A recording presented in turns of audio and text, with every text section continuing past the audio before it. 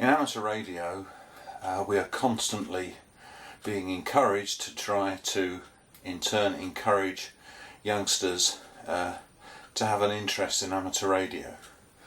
Now this is difficult to do because, frankly, when it comes to electronics or science and technology, they have more interesting things to get their teeth into nowadays. And it's very difficult to engender an interest in amateur radio, which is seen, possibly quite rightly by many, to be a rather old-fashioned pastime. Even when I was a kid, there weren't many other children in my school who had an interest in electronics, let alone amateur radio. In fact, I could probably count them on the fingers of one thumb. But nevertheless, we want to try to encourage a continuity in the hobby. One of the ways in which people have had some success in engaging youngsters in some aspect of amateur radio is not to try to get their interest so much in the electronics side of it, but to try and make use of that innate interest that all children have at a certain age, a certain part of their development, with an interest in codes and ciphers and secret languages. Okay, methods of sending secret messages. All youngsters of a certain age seem to have an interest in this kind of area. And obviously the most obvious approach to that from the amateur radio point of view is that of encouraging interest in Morse code. And so there are a lot of activities that our club, as well as others, try to engage youngsters in the area of Morse code. And the usual one being to get them to use a cheat sheet, as we sometimes call it, to spell out their name in Morse code, dits and dars, and then use a Morse key with a sounder, audio sounder, to have a go at sending their name in Morse and hearing what it sounds like in a Morse code. And that's one way of doing it, but Morse is a two-way process. It's about listening as well.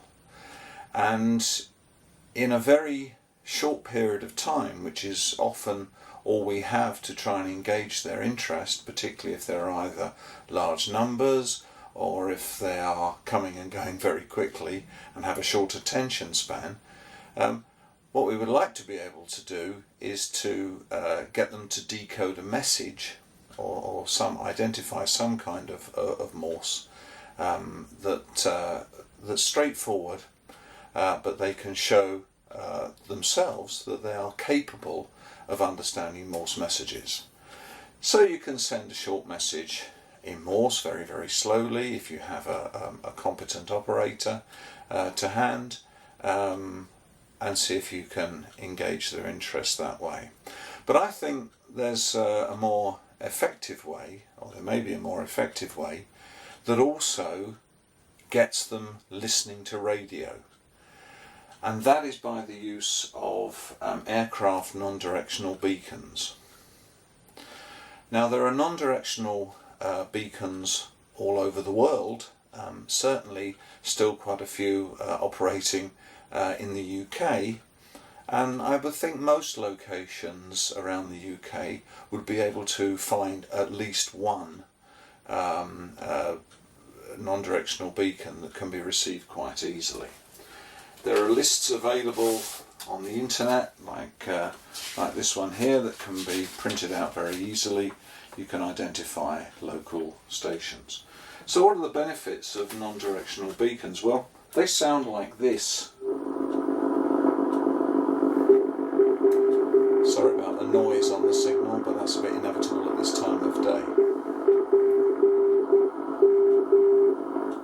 So the advantages of non-directional beacons are, one, they send slow Morse. Okay, it's a slow Morse signal. It's not designed for very competent Morse operators. It's designed for people usually in light aircraft to be able to identify their approximate location. They consist of only 2 or more commonly 3 characters sent slowly and repeatedly over and over and over again, which gives the listener adequate time to be able to identify the individual letters, to look them up on a sheet, and then to write down the code. They're transmitted by way of a modulated carrier. In other words, they are detectable on a simple AM receiver. They don't need anything complicated in the way of a receiver. An AM receiver. The only proviso is that it must be able to receive in the region between what we would call the long wave and medium wave broadcast bands, roughly 250 kilohertz to about 500 kilohertz. Most of them fall within that range. Now, the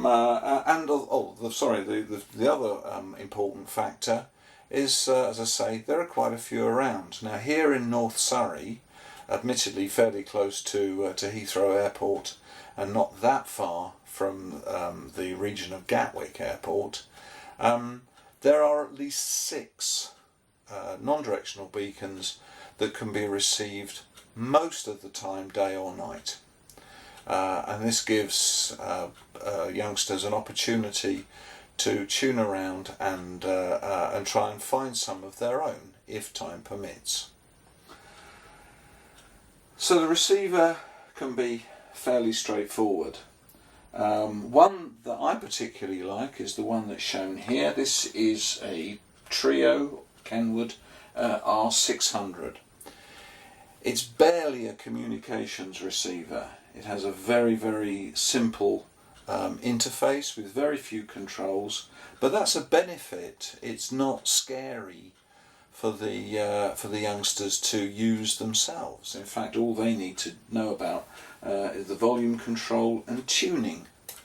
And it has a nice, I'll just stabilise it, it has a nice clear display, digital display, that can be used to cross-check frequencies on the NDB list.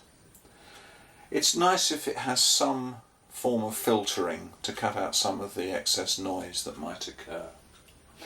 For an aerial, you can use a fairly straightforward random wire in most locations, or perhaps an active antenna, something like the PA0RDT design that's all over the internet. And that's what this is. This has just been a PA0RDT built into a tin, and in fact I found it advantageous to solder. The tin is also the sensor, but I found it advantageous to add a bit of wire as well to it. And this I attach usually to a fiberglass pole, and then have a coax cable running down to the receiver. And there's a whole variety of situations where that can be set up. In the ground, with or without guy ropes. This isn't heavy, even out of a window. I've done that before. So the antenna can be fairly simple.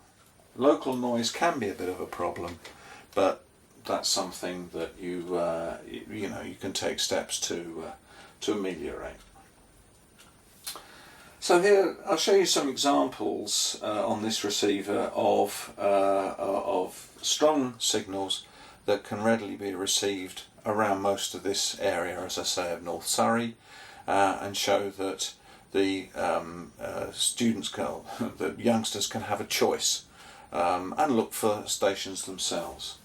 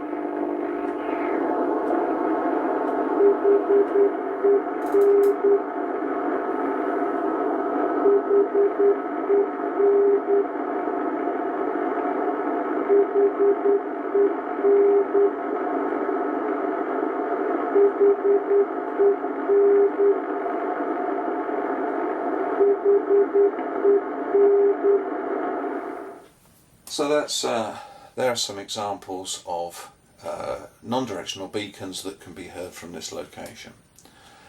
Now, exactly how you conduct this with the youngsters depends on the circumstances and what age group and how engaged they might be with it.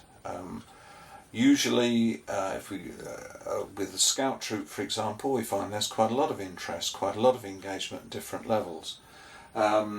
The strongest signal around most of this area is EPM, and given that we're in Surrey, most of the youngsters, with a few hints and clues and being told that this is an abbreviated form of a place name, many of them are able to guess that that place is Epsom.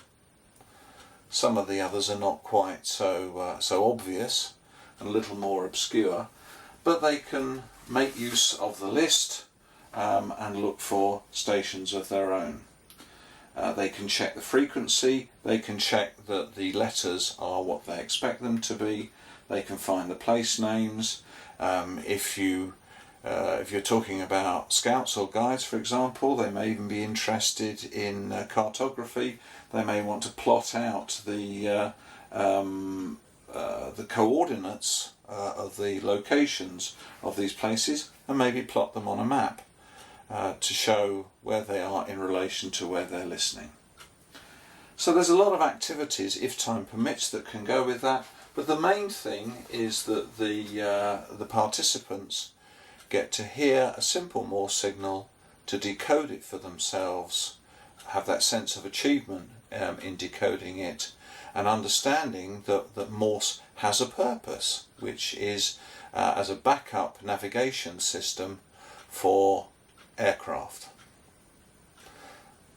So that's a starting point anyway. How you develop this is obviously up to you.